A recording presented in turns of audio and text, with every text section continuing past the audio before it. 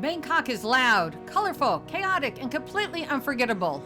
In just 5 days, my son and I got lost in mega malls, tasted who knows what from a street cart, faced my fear of heights on a glass skywalk, and even watched fish mascots fighting at the aquarium. This isn't your average travel vlog. It's a wild ride through one of Asia's most unexpected cities. I'm Wendy, a 70-year-old traveler on a mission to explore the world with my 31-year-old son. And this is our Bangkok adventure. Bangkok is the city of extremes. One minute you're dodging tuk-tuks on the street, the next you're standing inside what feels like a city within a city. A mall so big it almost has its own weather system. And if you ever wonder where all the malls went, the answer might be Bangkok. We start our day at ICONSIAM, and let me tell you, this isn't your average shopping center. It is massive. We're talking over 5 million square feet of retail space. There are 6 sprawling shopping floors, but it doesn't stop there. The whole place is a part of a mega development that includes luxury condos, a riverside park, even its own floating market inside. It looks like someone mashed together a high-end mall, a cultural center, and an indoor amusement park, and air-conditioned it. And while malls are dying back home in these states, here in Thailand, they are thriving. Part of it is the weather. Bangkok's heat and humidity will melt your mascara and your will to live. So people come here to cool off, to meet friends, get a massage, and maybe buy a designer bag. Or a mango smoothie. Mom, watch out, Mom. Or both. Mom, watch out. Be careful. Be careful. You almost had an Anthony Gaudi. Our next stop was LIFE Bangkok Ocean World. It's tucked beneath Siam Paragon Mall. It's the largest aquarium in Southeast Asia, with over 30,000 marine animals. Tickets cost about 1,000 bahts, or $28 USD, and it's worth every laugh. We expected tanks of fish and jellyfish, and yes, there were those. What we didn't expect were people dressed as fish.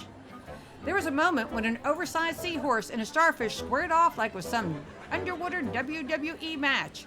It was wild. It was part circus, part aquarium, and all delightful.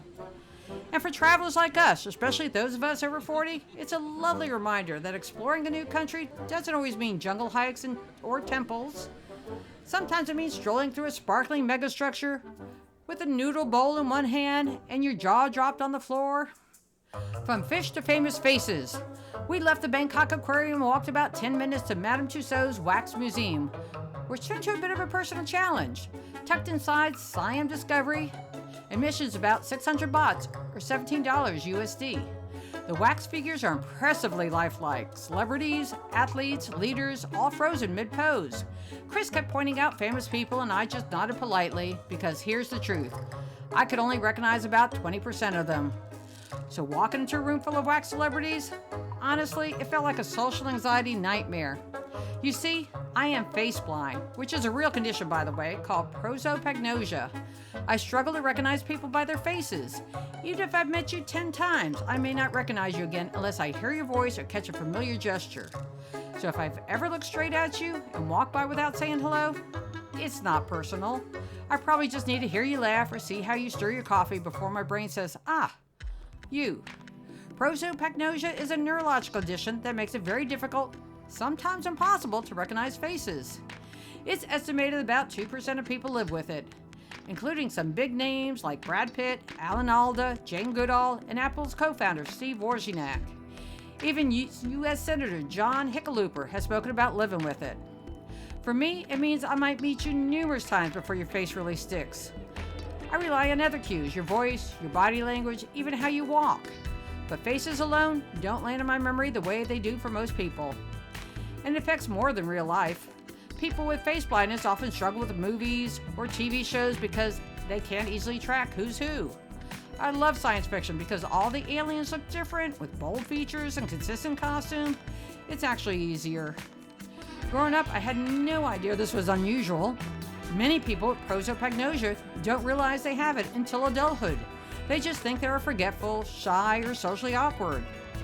Once, some girls at school were bullying me while I was riding my bike. They threw things at me. My friend instantly recognized them, but me, I couldn't even be mad because I had no idea who they were. And as an adult, it sometimes led to awkward situations. I once had a long conversation with a coworker in the office, and later that day when I started a patient's home, I mistook her for the patient's daughter. She looked at me and said, "You just talked to me this morning for half an hour." Even traveling with Chris, it comes up.